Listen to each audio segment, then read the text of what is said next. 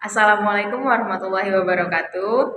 Kami dari kelompok 4 SI22B akan menjelaskan hasil dari observasi yang kami lakukan bersama dengan Bapak Suwarji, seorang karyawan yang bekerja di sebuah perusahaan bernama PT DNP Indonesia.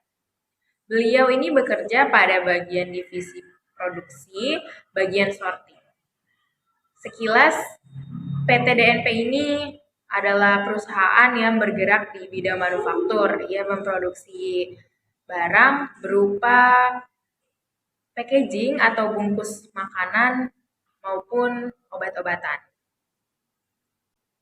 Berikut ini adalah nama-nama anggota dari kelompok 4 ini. Yang pertama, Andi Muhammad Rifki, lalu Anita Kansa, Ataya Faiharani, Gusti Musyafarazan, Karina, Muhammad Yazid Siddiq, dan Nadia Susanti Hasibuan saya sendiri.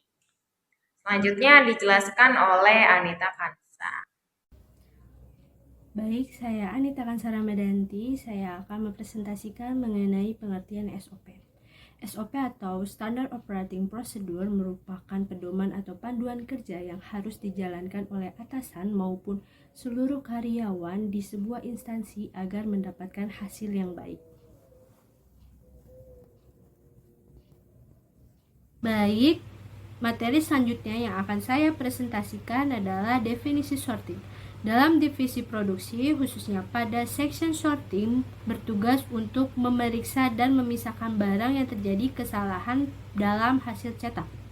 Seseorang yang bekerja pada divisi produksi ini bertugas bertanggung jawab dalam pekerjaannya dan menghasilkan barang sesuai dengan standar yang telah berlaku dan diberlakukan oleh perusahaan. Terima kasih. Saya Karina akan menjabarkan hasil observasi yang kelompok kami lakukan. Baik, di sini ada hasil wawancara. Pertanyaan pertama yaitu setiap perusahaan memiliki SOP atau peraturan yang dibuat. Apa saja SOP yang ada di perusahaan ini? Untuk hubungan karyawan dengan perusahaan di DNP itu ada perjanjian kerja bersama atau yang disebut dengan PKB. Untuk yang hubungan dengan pekerjaan itu melalui dokumen kerja. Yang kedua, lalu ada beberapa bagian atau divisi di perusahaan ini. Untuk divisi di perusahaan ini ada 6. Yang pertama sales, yang kedua PPC atau Production Planning and Control, yang ketiga produksi, yang keempat quality, yang kelima inventory, dan yang terakhir teknik. Pertanyaan ketiga, apa konsekuensi apabila pegawai melanggar SOP? Jika melanggar, sudah jelas ketentuannya di dalam PKB atau perjanjian kerja bersama, itu tergantung dari seberapa dia dalam melakukan kesalahan yang bertentangan dengan SOP. Apabila melanggar, dapat dikenakan sanksi, yaitu dengan surat peringatan ataupun sampai ke tingkat pemutusan hubungan kerja. Yang keempat, apakah lingkungan tempat Anda bekerja itu nyaman? Sangat nyaman. Dan yang terakhir, bagaimana prosedur pelaksanaan kegiatan di tempat Anda bekerja? Setiap divisi sudah ada prosedur atau ketentuan dalam dokumen pekerjaan untuk menjalankan tugas-tugasnya, dan setiap divisi harus mengikuti prosedur tersebut. Selanjutnya, visi dan misi PT DNP Indonesia. Untuk visi, DNP Indonesia selalu bertujuan untuk menjadi nomor 1 dalam industri packaging dan menjadi perusahaan yang unggul. Oleh karena itu, DNP Indonesia akan menjalankan tugasnya sebagai rekan bisnis dari customer dan menyediakan jasa dan produk yang bermutu tinggi, yang berteknologi unggul dan diakui secara internasional. Untuk misinya, DNP Indonesia akan memberikan kontribusi terhadap kebutuhan masyarakat yang berkembang dan makmur dengan menyediakan jasa dan produk yang bernilai tinggi melalui packaging dan melaksanakan tanggung jawab terhadap masyarakat dalam aktivitas bisnisnya. Saya Andi Muhammad Rifki akan membacakan visi misi dari perusahaan yang kami buat bernama PT Andi Makmur Jaya.